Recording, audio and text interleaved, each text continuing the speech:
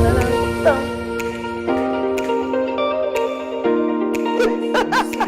pour moi. On a fait un tournage.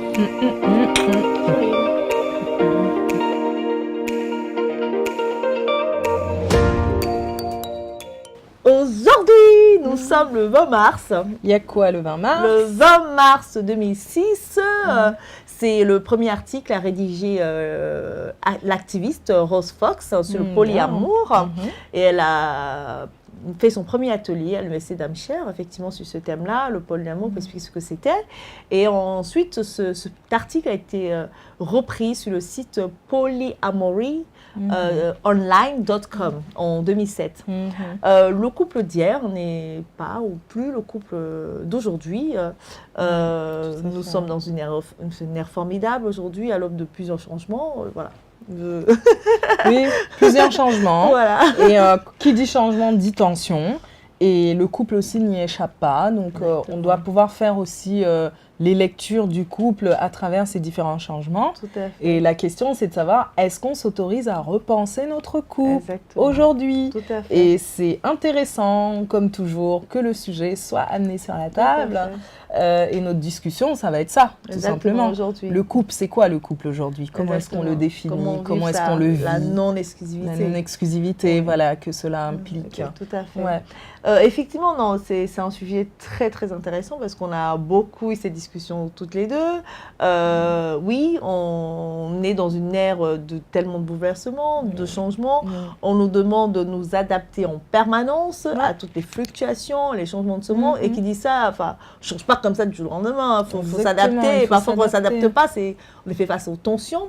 Et ça se vit également au sein d'un couple, en fait, tous ces bouleversements-là. Je veux vraiment que tu me partages, effectivement, ta réflexion sur le sujet, en fait. Le couple, tel que moi je l'observe, pas tel que je le vis, ou peut-être même aussi tel que je l'ai un peu vécu, la tension qu'il y a, c'est le désir et le devoir, quelque part. Voilà. Aujourd'hui, on veut tous vivre à travers nos sens, on veut être saisi par la flamme, on veut expérimenter les frissons. Et dans le même temps, on veut l'engagement, on veut construire quelque chose de stable, quelque chose de... Et on a en arrière-plan comme ça le modèle de nos parents. Et ça m'a toujours fait sourire parce que le modèle de nos parents s'inscrivait aussi dans des contextes différents. La notion de désir, elle n'était pas là. Il n'y avait pas, on l'a évoqué ça au premier épisode, une endogamie très forte qui fait que, je pense ton père, comme mon père, comme ta mère, la mienne, et dans leur choix, ils étaient assez restreints. Alors qu'aujourd'hui, on a une foulitude, on a du choix. Voilà. Et en plus, nous sommes invités à expérimenter, à ne pas se restreindre. Dans une même vie de couple, on t'explique comment il faut que vous soyez Brad Pitt et Angelina Jolie, Michelle et Barack Obama. Maman, exactement. C'est assez dingue. Donc en fait, on est sollicité de part et d'autre. On se retrouve un peu tiraillé comme ça, entre cette folle envie d'explorer, d'expérimenter. Mais est-ce que véritablement la conjugalité, la vie de couple, avec tout ce que ça implique d'engagement, de devoirs conjugaux, est-ce que véritablement la conjugalité va se conjuguer avec le désir? Moi, personnellement, j'y crois pas. Moi non plus. C'est un peu difficile. C'est compliqué. C'est très difficile. Voilà, l'appel de ton cœur, l'appel à explorer plein de choses. Ça ne se conjugue pas souvent avec sérénité, avec le devoir, ce que tu dois faire. Exactement, non, tout à fait d'accord. Effectivement, par rapport à ça, comment aujourd'hui inclure le désir, de quelle manière, effectivement, ça complexifie, en fait, les relations au sein du couple, en fait. Je pense que ça complexifie parce que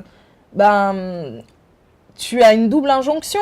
Tu as l'injonction de respecter ta parole, mais en même temps, tu as l'injonction de poursuivre tes rêves, tes devoirs, de nourrir ton individualité. Mais une fois de plus, on l'a évoqué, le couple se construit au prix du sacrifice des individualités. C'est comme ça. Si tu viens dans un couple en positionnant ton individualité, tu vas te retrouver avec beaucoup de crispation et de frustration. Donc, le désir, c'est d'abord cet élan spontané. C'est aussi le désir de ton individualité qui s'exprime.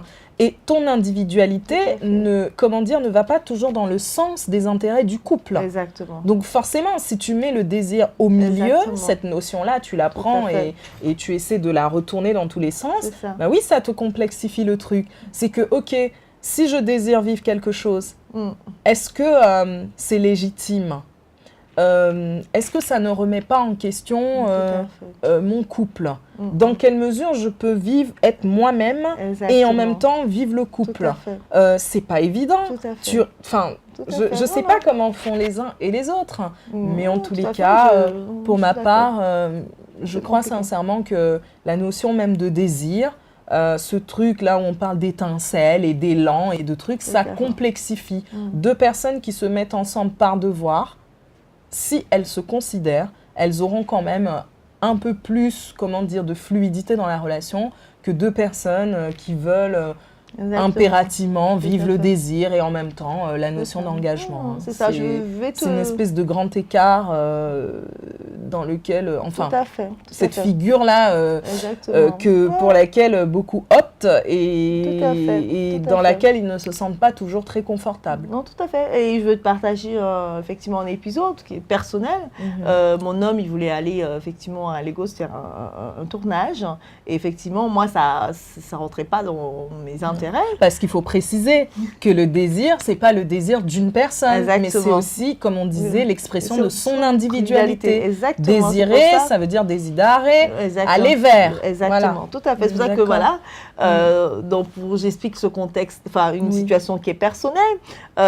Oui, pourtant je le considère, pourtant effectivement il y a du respect vis-à-vis de lui, mais je t'assure, ça a été compliqué en fait de laisser aller vers l'appel son désir, de faire ce tournage, parce que sinon, mais non, ça va encore être aux dépens de mes intérêts. Aussi. Et ça a été des tensions au sein du couple, donc bien qu'effectivement on considère l'autre, on respecte l'autre, c'est pas souvent facile. Non, c'est pas facile. Voilà, je te rejoins. On fait au mieux avec les moyens dont on dispose. Donc oui, c'est là où ayant expérimenté ma relation de couple, le désir ne se conjugue pas pour moi avec effectivement la conjugalité. Ou alors ça se conjugue mais très mal. Voilà. Très mal. Donc, entre ne pas se conjuguer et mal se conjuguer, je ne sais pas. C'est un peu comme la peste et le choléra. Quoique le choléra, ça se soigne. La peste, on en meurt. Après, chacun fait ce qu'il veut. Donc voilà, tout à fait. Et comment, d'après toi, aujourd'hui, comment pourraient les couples vivre leur non-exclusivité ? Voilà, comment Ah oui, parce que la notion de désir fait appel à la notion de non-exclusivité. Le fait que les uns et les autres, nous ne nous appartenons pas. Ça, il faut préciser ça, exactement. Nous ne nous appartenons pas. Et donc, quand je décide de vivre mon désir, donc je peux décider de le vivre avec quelqu'un. Je peux décider de le vivre en me consacrant à quelque chose dans laquelle tu ne me rejoins pas. Comment est-ce qu'on fait en définissant des limites, en posant très clairement les limites. C'est circonscrire l'amour quelque part. Tout à fait. On en revient au deuxième épisode. On en revient, voilà, au deuxième épisode où on parlait de circonscrire l'amour.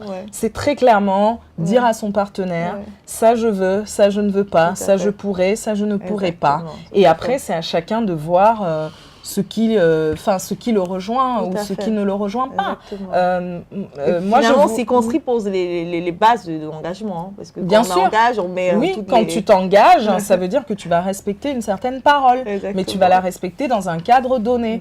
J'ai toujours été assez impressionnée par le nombre de personnes qui déchantent lorsqu'elles réalisent que, par exemple, leur partenaire n'a pas été fidèle. Enfin, fidèle à la promesse, mais une promesse qui n'a jamais été dite d'ailleurs, sauf quand on est marié. Mais la promesse de s'appartenir, de ne pas, en tout cas dans ce cadre-là, de ne pas aller voir ailleurs, si elle n'a pas été dite, c'est pas une promesse.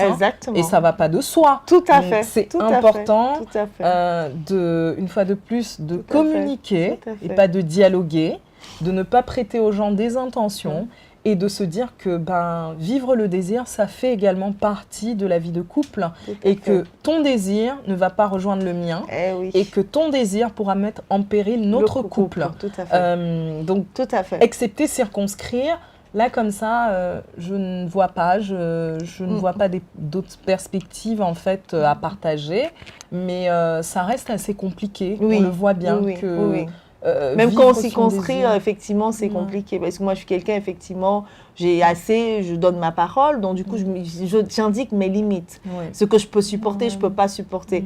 Malgré cela, effectivement, comme l'homme évolue, effectivement, même si on a défini des limites, il y a des choses qu'on n'a pas définies au préalable. Précise l'être humain. L'être humain, voilà. C'est pas l'homme. Voilà, l'être humain. Voilà, l'être humain. Donc, du coup, parfois, on se retrouve à une situation où la personne fait appel au désir. Tu dis, ouais, mais c'était pas ça, on n'avait pas indiqué ça dans les notions d'engagement. Donc, mais il faut, il faut négocier l'espace à chaque fois. Renégocier en permanence et tout ça. Et puis surtout, il faut intégrer la notion de non-exclusivité rapidement dans les relations. C'est-à-dire que les gens ne nous appartiennent pas. Exactement, tout à fait. Et qu'un jour, peut-être, viendra le moment où ils voudront vivre autre chose sans nous. Exact. Et là, comment est-ce qu'on le vit ?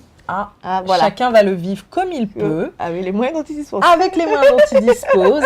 Mais il est important d'être lucide sur la question et de réaliser qu'on ne peut pas vivre le couple, vouloir vivre le désir et ne pas réaliser à quel point la notion de désir met en péril la notion même de couple.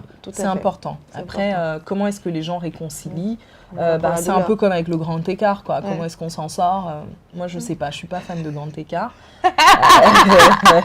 Je pense que j'aurais beaucoup de mal à accepter que quelqu'un vive son désir en dehors du mien, même si je le conceptualise bien. Mais ça, c'est pas parce que je veux que l'autre, me rende des comptes ou je me dis que l'autre m'appartient. C'est juste le conditionnement. Je ne vais pas aller à l'encontre de mon conditionnement. J'ai besoin d'avancer progressivement, mais j'ai bien conscience du fait que les désirs évoluent, quoi, et qu'aujourd'hui, je suis peut-être le point de mire de l'autre, mais il se peut que demain, après-demain, je ne le sois plus. Et c'est important de le savoir. Il faut que c'est important de l'accepter. Et ça, c'est ce que beaucoup n'acceptent pas.